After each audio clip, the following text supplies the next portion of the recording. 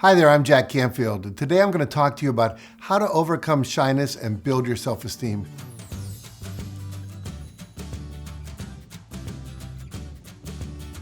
Back in the late 1980s, I did a lot of work in the field of education, helping teachers and school administrators bring self-esteem training into the classroom.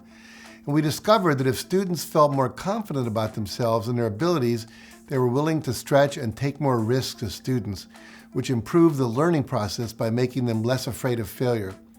And one byproduct of building confidence is that you tend to be less shy about speaking up, offering your ideas, and showing the world your best self. You might think it's odd that someone like me, who's been teaching self-esteem principles and self-esteem building methods for 40 years, could be shy. But I am naturally more introverted than I am extroverted. And it takes a lot of focus and energy for me to interact with other people. And I've learned to be what one of my friends calls a situational extrovert. I can be outgoing when I need to, like when I'm speaking, training, and attending conferences. Now, one of the techniques I've recommended over the years to help people build their self-esteem and their self-confidence is called the mirror exercise. It's based on the theory that we all need acknowledgement, but that the most important and powerful acknowledgement is from ourselves. And most of us were programmed out of that when we were children by being told not to brag. The mirror exercise gives your inner child the positive strokes it needs to empower it to pursue further achievements, and it also helps change any negative or limiting beliefs you might have toward receiving praise, which ultimately puts you in a much more achieving mindset. So I want you to set aside a couple of minutes toward the end of each day when you'll have quiet time, and relax and take a few breaths, and then think about any accomplishments you've achieved during the day. Big or small, it doesn't matter. And maybe you met a deadline, or you got a project done early. Maybe you saved and deposited more money into your emergency fund, or you paid off a debt. And then when you're ready, I want you to stand or sit in front of your mirror and begin by saying, you insert your own name, like my name is Jack. I want to appreciate you for the following things today. Then acknowledge yourself for everything you did that was a success. Now, if I were doing this tonight, my mirror exercise might sound like this. Jack, I want to appreciate you for the following things today. You got up on time, you meditated for half an hour, you worked out in the gym for 40 minutes. You got the forward to John's book written on time, you handled that staff meeting really well, you made that cold call to a potential new distributor, you went to lunch and you ate a healthy salad, you worked out before dinner and you kept your body in shape. And at home, you spent quality time with your wife after dinner and you finished prioritizing and planning your top priority to-do list for tomorrow. And then when you're done acknowledging your successes, then look yourself in the eye, and this is often the hardest part for most people, and say, one more thing, Jack. I want you to know I really love you.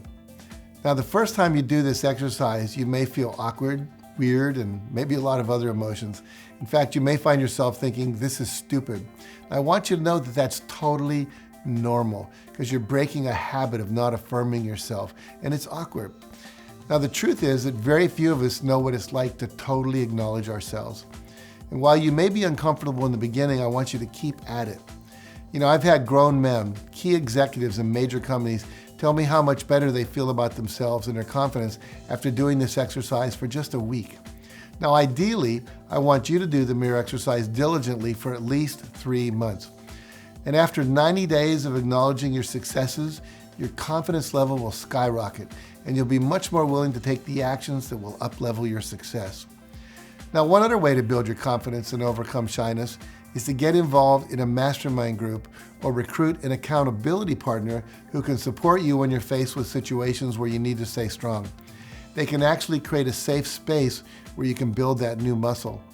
Now, they can help you practice specific situations, even role play with you, creating hypothetical scenarios where you're not attached to the outcome. I call these high intention, low attachment activities, situations where you intend to get the best result possible and you work hard to do so, but if it doesn't happen the way you envisioned, you don't fall apart over it. But perhaps the best way to practice high self-esteem and overcome shyness is to build the habit of being confident when it doesn't really matter. Ask for something where you don't really need a yes. Practice getting to yes, but don't criticize yourself or feel bad if it doesn't happen. You know, my biggest area around shyness is when it comes to selling. to asking people to buy. You know, I love to teach. I'm great on the stage. I'm a great teacher, but I've learned that learning how to sell, learning to risk rejection, learning to have people think maybe I don't really care about them, I'm just there to make money, which is not the truth.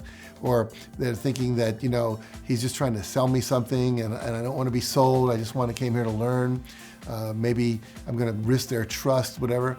That's always been difficult for me. However, I've learned that if I don't learn how to sell, nothing happens. And so I've had to become that situational extrovert I talked about earlier and just be willing to learn how to make an offer, how to ask people to buy, how to handle objections, how to tell people all the benefits of doing it. There's things you can learn that give you the skills and the confidence in any kind of activity, whether it's having a conversation. You know, the best conversation I ever had with someone, I think the guy only said about 10 things. He would ask me a question, I would answer it. He'd ask me another question. How about this? Where do you live? How'd you meet your wife?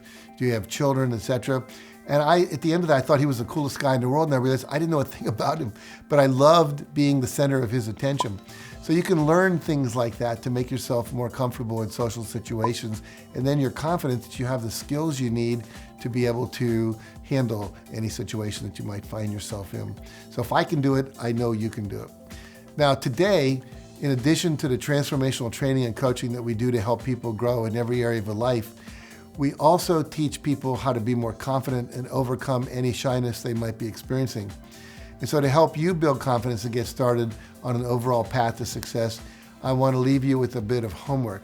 Obviously, I want you to do the mirror exercise every day for 3 months. Work with others to help you practice speaking your truth, share your feelings and asking for what you want, and you probably won't recognize yourself even a few months from now. And so to hold yourself accountable, if you've already been doing the mirror exercise, I want you to leave a comment below on how the mirror exercise has helped you and any pointers you might have for others who might be watching. So I'll make sure to follow up with you if you do that. So thanks again for watching, and remember, nothing will change for the better until you do. Now, if you found this video helpful, please make sure you like it, share it with a friend who may need it, and subscribe to my channel for more videos like this one. And for some additional resources on how to build self-esteem, visit my website at JackCanfieldOfficial.com.